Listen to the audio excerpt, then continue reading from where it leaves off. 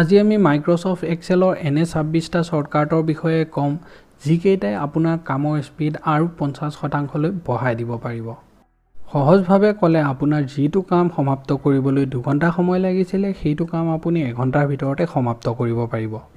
আৰু ভিডিঅ'টো ভাল লাগিলে আপোনাৰ ফেমিলি আৰু ফ্ৰেণ্ডৰ মাজত শ্বেয়াৰ কৰিবলৈ নাপাহৰিব। তেন্তে আহক আজি ভিডিঅ'টো আমি আৰম্ভ কৰোঁ।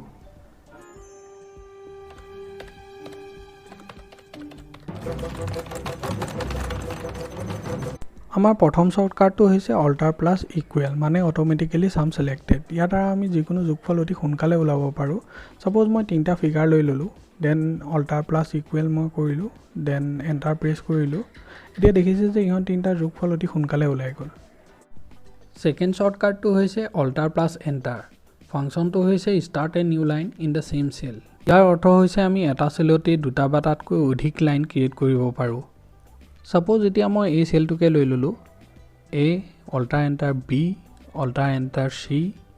এতিয়া দেখিছে যে এটা চেলতে এই 3টা লাইন ক্ৰিয়েট কৰি দিলে। আমাৰ তৃতীয় শ্বৰ্টকাটটো হৈছে alter plus H plus O' plus আই।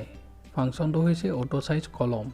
সাপোজ এতিয়া এই চেণ্টেন্সটোৱে দেখিছে যে ই কলমৰ বাউণ্ডেৰীৰ বাহিৰত গৈছে। ইয়াক আমি একচুৱেল চাইজলৈ আনিবলৈ হ'লে simply alt plus H plus O' plus I click কৰিলোঁ। এতিয়া দেখিছে যে ই একচুৱেল চাইজলৈ আহি গ'ল। 4 নম্বৰ শ্বৰ্টকাটটো হৈছে alter plus H plus T. ফাংচনটো হৈছে ফৰ্মেট এজ টেবল। এতিয়া সাপোজ এই চাৰ্টখনকে আমি টেবল ফৰ্মেটত নিবলৈ হ'লে আমি simply alt plus H plus T press কৰিম। আৰু এতিয়া দেখিছে যে ইয়াৰ পৰা সাপোজ মই যিকোনো এখন টেবল ফৰ্মেট লৈ ল'লোঁ, অ'কে কৰিলোঁ, এইখন আহি গ'ল। আৰু আপোনাৰ যি ভাল লাগে সেই হিচাপে ইয়াৰ পৰা ষ্টাইলটো ছিলেক্ট কৰি ল'লেই হ'ল। আমাৰ 5 নম্বৰ শ্বৰ্টকাটটো হৈছে F4। ফাংচনটো হৈছে ৰিপিট লাষ্ট ডিলিট। ইয়াক বুজাবলৈ আৰু এটা লাইন মই বেলেগ এটা চেলত ক্ৰিয়েট কৰি ল'লোঁ। এতিয়া মই প্ৰথম লাইনটোৰ ফন্টটো চেঞ্জ কৰি লওঁ। সাপোজ ইয়াৰ ফন্টটো লৈ ল'লোঁ। দেন এতিয়া মই ছেকেণ্ড লাইনটোত চিম্পলি F4 ক্লিক কৰিলোঁ। এতিয়া দেখিছে যে ই ছেম ফৰ্মেটত আহি গ'ল। আকৌ এবাৰ মই সাপোজ এই প্ৰথম লাইনটো মাৰ্জ কৰিলোঁ, দেন দ্বিতীয় লাইনটো তেনেধৰণে চিম্পলি ছিলেক্ট কৰি F4 ক্লিক কৰিলোঁ। এতিয়া দেখিছে যে লাষ্ট ডিলিটটো আমি যি কৰোঁ সেইটোৱেই নেক্সট চেলতো কণ্টিনিউ কৰি দিয়ে। 6 নম্বৰ শ্বৰ্টকাটটো হৈছে F11। ফাংচনটো হৈছে নিউ চাৰ্ট। ইয়াৰ দ্বাৰা অতি সোনকালে এখন নতুন চাৰ্ট ক্ৰিয়েট কৰিব পৰা যায়। সাপোজ মই এই চাৰ্টখনকে লৈ ল'লোঁ। এতিয়া চিম্পলি F11 প্ৰেছ কৰিম। দেন এতিয়া দেখিছে যে এখন নতুন চাৰ্ট ক্ৰিয়েট হৈ গ'ল। আৰু আপোনালোকে ইচ্ছা অনুযায়ী ইয়াৰ ডিজাইন বা ডায়েগ্ৰামবিলাক চেঞ্জো কৰি ল'ব পাৰে। আমাৰ 7 নং শ্বৰ্টকাটটো হৈছে কণ্ট্ৰল পেজ আপ। ইয়াৰ দ্বাৰা আমি নেক্সট ৱৰ্কশ্বিটলৈ মুভ কৰিব পাৰোঁ। সাপোজ এতিয়া মই কণ্ট্ৰল পেজ আপ প্ৰেছ কৰিলোঁ। এতিয়া দেখিছে যে ই নেক্সট ৱৰ্কশ্বিটলৈ আহি গ'ল। 8 নং শ্বৰ্টকাটটো হৈছে control page down go to previous worksheet. ইয়াৰ দ্বাৰা আমি প্ৰিভিয়াছ ৱৰ্কশ্বিটলৈ যাব পাৰোঁ। এতিয়া মই কণ্ট্ৰল পেজ ডাউন প্ৰেছ কৰিলোঁ, দেখিছে এয়া। 9 নং শ্বৰ্টকাটটো হৈছে কণ্ট্ৰল প্লাছ বেক স্পেচ। ফাংচনটো হৈছে চ' এক্টিভ চেল। এতিয়া সাপোজ মই এটা চেল ছিলেক্ট কৰি ল'লোঁ আৰু মাউচটো স্ক্ৰল কৰি দিলোঁ। আকৌ মই পুনৰ সেই চেলটোলৈ যাব লাগে। এতিয়া simply control plus back space click কৰিলোঁ আৰু এক্টিভ চেললৈ লৈ আহিলোঁ। আমাৰ 10 নং শ্বৰ্টকাটটো হৈছে কণ্ট্ৰল প্লাছ এণ্টাৰ। ফাংচনটো হৈছে same formula in multiple cell. এতিয়া সাপোজ মই এই 3টা চেল ছিলেক্ট কৰি ল'লোঁ আৰু এতিয়া মই ৰাউণ্ডৰ ফৰ্মুলাটোকে ইউজ কৰি দিওঁ।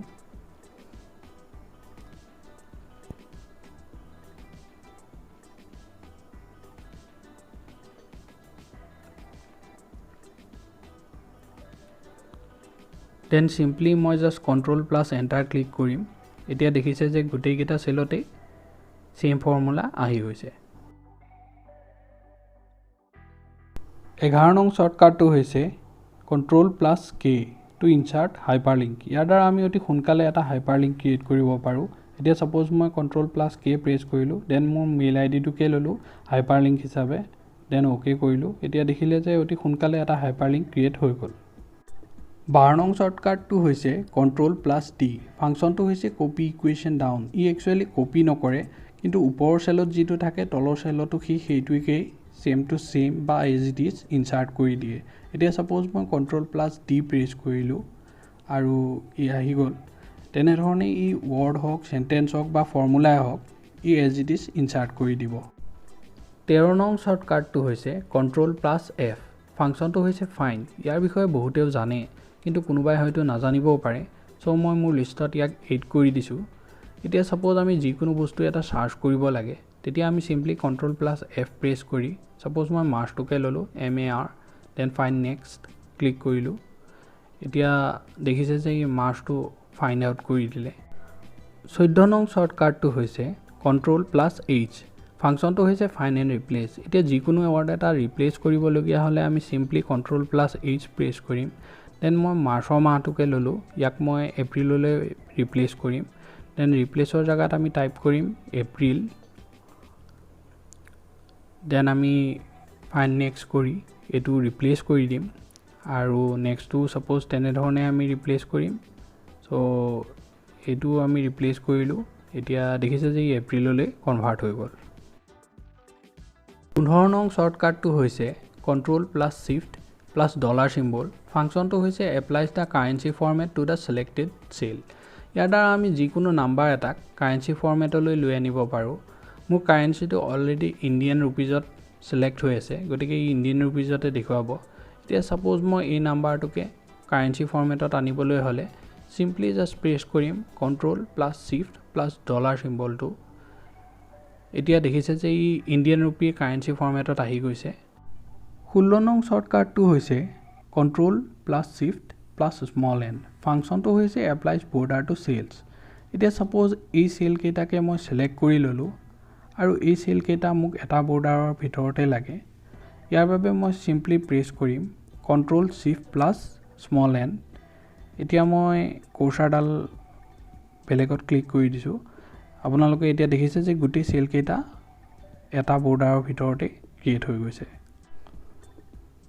17 নং শ্বৰ্টকাটটো হৈছে Ctrl+Shift+tiled এই সিম্বলটো টাইল বুলিয়ে জনা যায় সো ইহঁতৰ ফাংচনটো হৈছে জেনাৰেল ষ্টাইল নাম্বাৰ এতিয়া সাপোজ মই কাৰেন্সি ফৰমেটটোকে নাম্বাৰলৈ কনভাৰ্ট কৰিবলৈ হলে সিম্পলি প্ৰেছ কৰিম Ctrl+Shift+tile এতিয়া দেখিছে যে নাম্বাৰলৈ কনভাৰ্ট কৰি দিলে 18 নং শ্বৰ্টকাটটো হৈছে Ctrl+Shift+% symbol ফাংচনটো হৈছে পাৰ্চেন্টেজ ষ্টাইল নাম্বাৰ এতিয়া সাপোজ মই এই নাম্বাৰটোকে লৈ ললো পাৰ্চেন্টেজ ষ্টাইলত নিবলৈ সিম্পলি প্ৰেছ কৰিম Ctrl+Shift+% symbol এতিয়া দেখিছে যে পাৰ্চেন্টেজলৈ গুছি আহিলে 19 নং শ্বৰ্টকাটটো হৈছে Ctrl+Shift+circumflex symbol ফাংচনটো হৈছে সাইন্টিফিক নোটেশন ষ্টাইল ই যিকোনো নাম্বাৰ বা মই পাৰ্চেন্টেজ নাম্বাৰ কেইটাকে ললো এইটুকু আমি যদি সাইন্টিফিক নোটেশনলৈ নিব লাগে তেন্তে সিম্পলি প্ৰেছ কৰিম Ctrl+Shift+circumflex এতিয়া দেখিছে যে ই সাইন্টিফিক নোটেশনলৈ আহি গ'ল 20 নং শ্বৰ্টকাটটো হৈছে Ctrl+Shift+@ ফাংচনটো হৈছে টাইম ষ্টাইল ইয়াৰ দ্বাৰা যিকোনো সেল এটা টাইম ষ্টাইল ফৰমেটলৈ কনভাৰ্ট কৰিব পাৰি সাপোজ মই এই সেলটোকে ললো এতিয়া মই সিম্পলি প্ৰেছ কৰিলো Ctrl+Shift+@ এতিয়া দেখিছে যে ই টাইম ষ্টাইল ফৰমেটত আহি গ'ল 21 নং শ্বৰ্টকাটটো হৈছে Ctrl+Shift+! ফাংচনটো হৈছে নাম্বাৰ ষ্টাইল এতিয়া সাপোজ মই এই সেলটোকে ললো ইয়াক মই সিম্পলি প্ৰেছ কৰিম Ctrl+Shift+! এতিয়া দেখিছে যে ই নাম্বাৰ ষ্টাইললৈ কনভাৰ্ট হৈ গ'ল 22 নং শ্বৰ্টকাটটো হৈছে Ctrl+Shift+H ফাংচনটো হৈছে change date format with day month and year এতিয়া মই যিকোনো ডেট এটা লৈ ললো সাপোজ 29 জুন এতিয়া ইয়াতে মই ইয়াৰটো লাগা হৈ আছে সো মই সিম্পলি প্ৰেছ কৰিম Ctrl+Shift+H এতিয়া দেখিছে যে ইয়াৰটো অটোমেটিকলি জেনাৰেট হৈ গ'ল 23 নং শ্বৰ্টকাটটো হৈছে Ctrl+F12 ফাংচনটো হৈছে ওপেন যিকোনো আমাৰ ফাইল এটা ওপেন কৰিব লগা হলে সিম্পলি আমি Ctrl+F12 প্ৰেছ কৰিলে এতিয়া ফাইল বিলাক ওপেন কৰিব পাৰো 24 নং শ্বৰ্টকাটটো হৈছে Ctrl+Spacebar ফাংচনটো হৈছে select the entire column এতিয়া সাপোজ মই এই সেলটোকে ললো আৰু ইয়াৰ গোটেই কলমটো সিলেক্ট কৰিবলৈ সিম্পলি মই প্ৰেছ কৰিম Ctrl+Spacebar আৰু এতিয়া দেখিছে যে গোটেই কলমটো সিলেক্ট কৰি ললে 25 নং শ্বৰ্টকাটটো হৈছে